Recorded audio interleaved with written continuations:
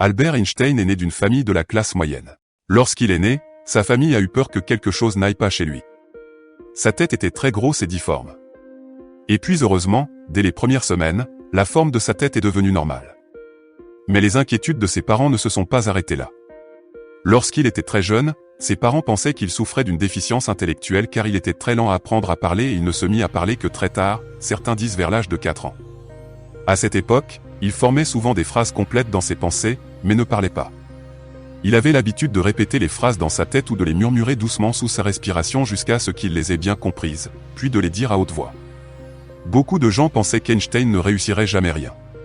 Quand Albert avait 5 ans, son père lui a acheté une simple boussole de poche. Albert était fasciné et c'était la première fois qu'il voyait une boussole. C'est le début de son obsession pour la science. Il a également commencé à jouer du violon à l'âge de 6 ans et a continué à jouer tout au long de sa vie. À l'école, Einstein était un bon élève et la plupart de ses notes étaient au-dessus de la moyenne et il était parmi les meilleurs de sa classe mais surtout dans les maths et les sciences. En effet, ses notes dépendaient surtout de son intérêt pour le sujet. Alors qu'il n'avait que 10 ans, Einstein a commencé à s'instruire tout seul. À l'âge de 12 ans, Einstein a appris seul la géométrie euclidienne et à l'âge de 15 ans, il maîtrisait le calcul. Cependant, il détestait le style discipliné et rigide des professeurs, alors il a abandonné l'école à l'âge de 15 ans et a quitté l'Allemagne pour éviter le service militaire. Ses parents s'inquiétaient que leur fils devienne un piètre vagabond n'ayant aucune compétence professionnelle et un avenir peu prometteur. En réalité, Albert Einstein n'a pas abandonné ses études, il a postulé à l'Institut fédéral suisse de technologie, croyez-le ou non, il a échoué à l'examen d'entrée. Albert Einstein a échoué à l'examen, il n'était pas préparé, il excellait en maths et en physique mais ses connaissances n'étaient pas bonnes dans les autres sujets. Il a donc échoué à l'examen et a dû le repasser une deuxième fois et il a été admis. Il a rencontré sa future épouse Milva Maric, elle était la seule femme parmi les 6 étudiants en cette section. Après avoir obtenu son diplôme, il n'a pas pu trouver de travail dans le milieu universitaire pendant presque une décennie. Chacun de ses professeurs savait qu'Albert était brillant mais ils étaient aussi gênés par son caractère rebelle et désobéissant. Ils ont refusé de le recommander pour divers postes qui lui correspondaient. Il comprend ainsi que l'Académie des sciences ne voulait pas l'embaucher mais le jeune Einstein avait besoin d'argent alors il a trouvé un travail de commis dans un bureau de brevets. Le travail était principalement sans intérêt pour lui et très facile à faire. Einstein aimait ce travail parce qu'il avait beaucoup de temps libre pour étudier et faire des recherches en parallèle de ce job. Et il a fini par développer sa fameuse théorie la plus importante en ayant un job ennuyeux.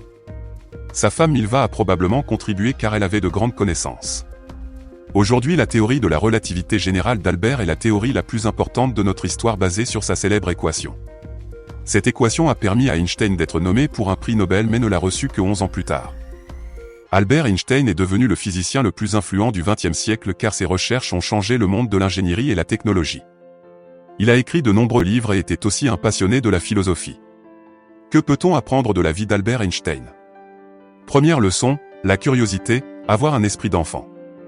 Einstein disait, il y a tellement de choses à apprendre, je n'ai aucun talent particulier, je suis seulement passionnément curieux.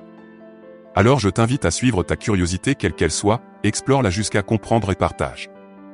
Deuxième leçon, ne pas avoir peur de l'échec et toujours se remettre en question. Einstein n'a jamais eu peur de questionner le monde qui l'entoure et donc ne n'ayez pas peur d'échouer ou de faire des erreurs. Car une personne qui n'a jamais fait d'erreur n'a jamais essayé quelque chose de nouveau. Troisième leçon, le fait d'échouer très tôt et très vite nous pousse à nous dépasser nous-mêmes. C'est le fait d'échouer trop tôt qui différencie les gens qui réussissent de ceux qui échouent. Bien sûr qu'il faut aussi être persévérant et ne pas abandonner au premier échec. N'ayez pas peur car ces erreurs permettent de vaincre nos peurs. Quatrième leçon, ne pas avoir peur de suivre votre passion. Bien évidemment, je ne dis pas que vous allez être le prochain Einstein. Il s'agit de ne pas abandonner ce qui vous passionne sincèrement. Il faut bien évidemment en tirer le meilleur possible et parvenir à la meilleure version de soi-même. Alors dès maintenant, je t'invite à devenir la personne dont le monde serait fier. Que la force et l'énergie positive soient avec toi.